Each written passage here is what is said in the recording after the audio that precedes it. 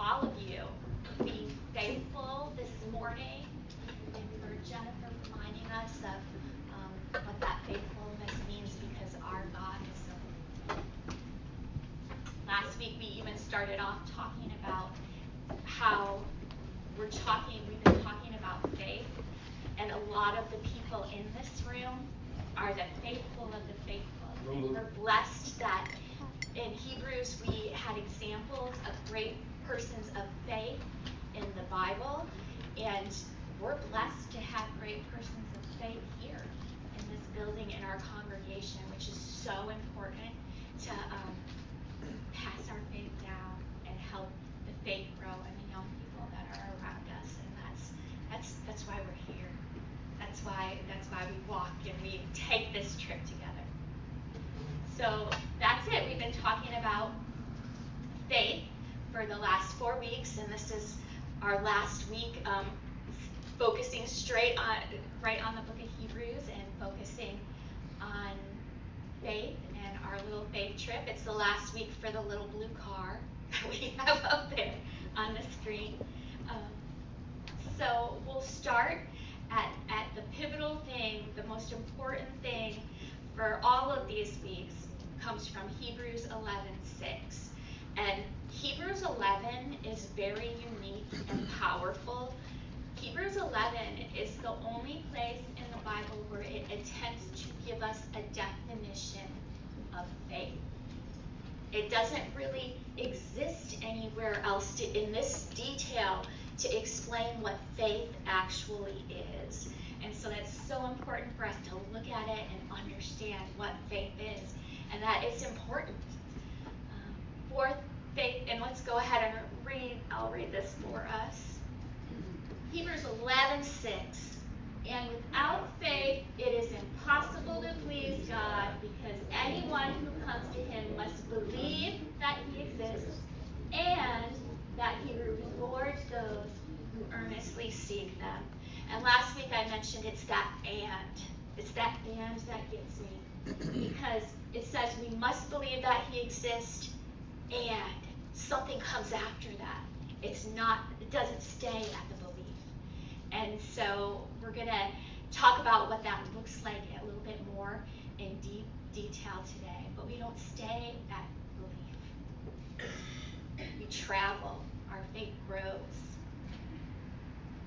We talked about how it's not just believing, but it is trusting God and turning your life over to Jesus. Even as we reiterated in worship this morning, trust him with your family, trust them with your health, trust him with your finances, everything. Don't leave any part. Give all of it to him. So in this verse, it's kind of interesting, because I was looking at this verse this week and I came up with a mathematical equation, which is really weird because I'm not a math person or science person or anything like that. And I was just looking at this verse and I was wanting to draw a map of what this is. And I wrote this: belief plus Jesus, who has infinite power, equals our faith. So our belief, Blanca's loving this because she's our math professor. I must have channeled that this week. So belief plus living our life in Jesus, who has the infinite power, equals our faith. It's those two things. Belief and living our life through Jesus equals our faith. And so that gave me a picture in my mind of what it looks like. And so that's the picture that I want us to keep after this week is done. And I love that infinite part, because Jesus has that infinite power, and we can do all things through Christ who strengthens us. So I'm going to do a quick review of the last 3 weeks so we can get moving forward onto our last topic for today. So we started off, 4 weeks ago, this is week 4. We started off by going on a faith trip together and getting in the car. And we said if we were going to go on a trip together, we needed to all get in the same car or the same bus together. And that was our beginning, the part before the and, the belief. And so we said our belief was like getting in that car. And this was our faith statement, and I'm just going to read it for us this week. We believe in one God, maker of all things. We believe in Jesus Christ, the only Son of God. We believe Jesus came down from heaven. He suffered, he died, he rose again to save us all from sin and death. Amen. We all believe that here. Amen. This congregation, this body of believers decided that we believe that, and we believe that here today. And so we got in that car, and we're seeing where we're going on this faith trip together. So in week 2, I said it was important to understand a map. If we're going to go somewhere, we need to understand a map to get there so we get to where we want to go. And talked about how all of the rituals of the Old Testament Israelites, the sanctuary, the sacrifice, the blood of Jesus, how they were all earthly representations of what happens now in the spiritual. We talked about the most important part, that the sanctuary now is us. We are the sanctuary, and Christ dwells within us. He is our high priest. He is our intercessor. He is the one that took our sin in his blood and got rid of it and took sin and death. He's the one that tore the veil. He is the reason that this morning we get to worship in God's presence, because the veil is gone and we can be in his presence. So that was week 2. Last week we talked about, I said it was driver's education. We talked about some rules for the road, and we came up with 3 important rules that are going to help keep us on course and help us going on our trip. And those ones were draw near to God, draw near all the time, not just on Sunday, all the time. Profess what God has done in our life, because that strengthens your own faith when you tell what God has done for you. And it strengthens the faith of those around you. So profess. And we also said gather, like we heard this morning. Gather together in a community of Christians, and that's the most powerful thing God has given us to grow our faith, because he gave us each other. And when I see what someone's doing, when we're inspired by Troy's good news this week, we're inspired together. That helps grow all of our faith. And if we don't spend time here, we're going to get a mindset of the worldly view, because there's, especially now, we have all the computer and online and internet, and we're constantly being bombarded from things from the world's point of view. If we don't spend time here with these people who believe what we believe, our view is going to swift. We're going to drift off into that other view, and we're going to get off course. So gathering together here with people in that same car, in that same belief, is a powerful way of keeping us on course, and a powerful way of keeping us faithful and growing our faith. So all of this talking that I have done about the map and the trip and all those cutesy little things that I threw in there, I haven't really talked about the destination. And usually that's kind of like the first thing, like, where are we going? Are we going to Disney World? The destination. And so that's what today is going to be about. It's going to be all about our destination for our faith trip that we're going on. And I'm going to concentrate on Hebrews 12:1. That's going to be the launching point for what we're going to learn and talk about today. And Hebrews 12:1 tells us, "And let us run with perseverance the race marked out for us, fixing our eyes on Jesus, the pioneer and perfecter of faith." The race, perseverance. It's comparing our faith to a race. And so we could be on a car race. There's this, our faith trip could be like The Amazing Race. That was a TV show where people tried to get everywhere first. And so in a race, a marathon, any kind of race, there's a starting point and there's a finish line. A starting and a finish. But if I show up at the starting line and then I just show up at the finish line, I didn't I didn't participate. I was at the beginning and the end, but I didn't actually run a race. I was a spectator. I was there. I was present. I saw who went. I saw who crossed the finish line, but I didn't actually participate in the actual race itself. And so that's what we're kind of focusing on today. And when we first got together a couple weeks back, I told you that I love planning vacations. And I said we have planners. Who's our over planners? I'm an over planner. And then we have go with the flow kind of people. So if I'm planning a family vacation for my family, I go way over and try to plan every little detail. What rest stop, where we're getting our meals, where we're stopping, what events we do. And then not only that, I have backup plans to my plans because I figure in weather, I figure in all those kind of things. So we have all those plans. And the thing is, that's my favorite part of the trip. The actual, when we get to the place we're going, yeah, we got there, it's over for me then. My actual favorite part is that planning and that process. And it actually, I figured this out about myself, and my husband figured it out too, because once he surprised me with a trip, and that was great. But I didn't get the fun of figuring out all the details. I mean, it was wonderful. It was wonderful. And so the next trip that we went on, he said, this is when we can go, and I got to figure out all the details and the stops and where we were staying, and that was way more fun. So being surprised is fun too, but it's that process that's the part that I thrive on.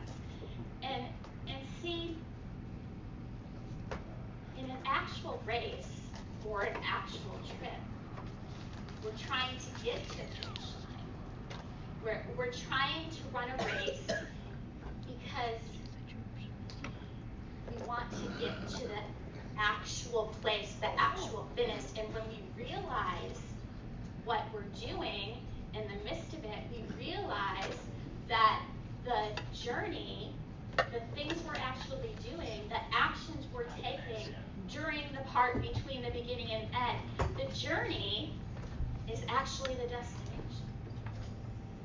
When we talked last week about some of the people, the great heroes of faith in Hebrews, what was common for a lot of them is they didn't reach their goal in their earthly life. They didn't reach, Abraham never got to see that he was the father of all nations. That happened later. Many of the things that happened they didn't get to see in their lifetime. And the finish line is out in the future. So our destination, our faith here on earth is our actual journey and our growth. It's all the stuff that comes after the and in our phrase. Believe and. We go back to that equation that I came up for us. Belief plus living our life through Jesus equals faith. B, belief, starting line, beginning. J, that's how we do it. That's all of our actions. And then faith, our ultimate destination, is a combination of those two. Combination of those two things. So for most of us, we won't actually reach the point of complete holiness, complete trust in Jesus while we're here on this earth. And if that's the goal, we won't reach that. Different theologians argue that point. Some of them say we can do that before. Some say we can't. Wesleyans call this process sanctification and entire sanctification. And those are fancy words that we don't really need to understand.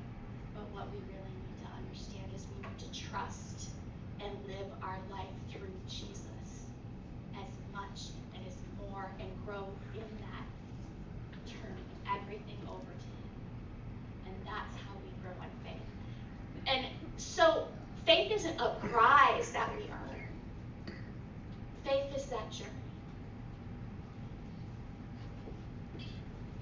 It's said in our verse that it's impossible to please God if we don't have faith. If we sit at the starting line, or we're at the beginning, or we never turn the car on and go anywhere, we don't have faith. If you believe God exists but never act on that belief, we don't have faith. We can't please God without faith. And there can be people, and there are people who are believers. They believe God exists, but they don't walk in faith. They stopped at the beginning part of the equation. And sometimes we veer off and we stop and we have pauses, but that's okay. And when we talk about faith, a couple months ago, actually, I heard a talk. And I grew up in the church, and many of you have grown up in the church, and I bet that you may have heard the story of the mustard seed. Has anybody ever heard faith compared to a mustard seed, and how the mustard seed is so tiny? Where's my mustard seed? So a mustard seed is teeny, teeny, tiny. So I grew up in amazing children's ministry, and I was a children's pastor for 10 years. And so one of the visual things you always do with children is you get those mustard seeds, you buy the package, you show them, and you tell the kids, you need faith like this mustard seed. You need faith like this mustard seed. And so what inevitably happened in my childlike mind, and maybe could have happened in your mind, is we think we just need that teeny tiny belief. That faith is really small. And we only need a little bit of faith. That's kind of what the picture it told me in my mind, and that was not a correct picture. And a couple months back, I realized that picture was in my mind, and that's not an accurate picture. Faith isn't teeny, teeny, tiny, and little, and you only need a teeny, teeny bit of it. Faith is different. So a mustard seed is the perfect example of how faith develops, and what faith is, and what the destination is. Because when you see that teeny tiny seed, if you go to our next picture, can grow into a tree. So our faith doesn't stay that little tiny speck that you can hardly see. It's not meant to do that. That is a field of mustard. It would take 2 pounds. Now I think about a 5-pound bag of sugar right here, and it would take a 2-pound bag of mustard seed to fill up Titan Stadium and grow a whole crop of mustard in Titan Stadium. 200 pounds. And we got a big visual. We could look out the window and see the stadium, and it would fill the whole stadium with mustard. It is the tiniest of seeds that grows into the largest of trees. And it has the fastest growth rate. It grows like wildfire. It grows anywhere. It grows in trash. It grows in the worst circumstances. Isn't that so like faith? It's in those bad circumstances, in those bad soil times, that it can grow even more in abundance. It can grow where there's lack of nutrients. It can grow where there's disease, and it can grow when there's bugs. It's strong. It's impermeable. It's not teeny tiny. It's not a teeny tiny. It's an amazing force of nature that grows bigger than anything. The grain spreads out and grows rapidly and quickly and widely. One of the most interesting things I found out about mustard seed was, and I'm not, like I said, the equation, the math equation was a stretch for me, so this is a science thing. But you can't Most of our plants and herbs and all of these things, we genetically modify them to be disease resistant, to be, like, for example, they take DNA from a cucumber and put it into something else to keep it bug resistant, the crops, and to keep them strong. The thing about a mustard seed is, it's so teeny tiny, you cannot genetically engineer a mustard seed. You cannot alter it. It's a mustard seed. You can't introduce any other DNA into a mustard seed. And I was like, that's pretty mind-blowing. That just says what our faith is. It's the one thing. It's seeking Jesus. It's the one thing. Nothing else. Nothing else is gonna substitute or change our faith. Living in Jesus, living our life through Jesus is the only thing. It can't be changed. So if we've never been planted or watered or grown, we're going to stay that teeny tiny seed. And that's not what it's meant to be. We need to think about how the mustard seed grows. That's a picture of faith.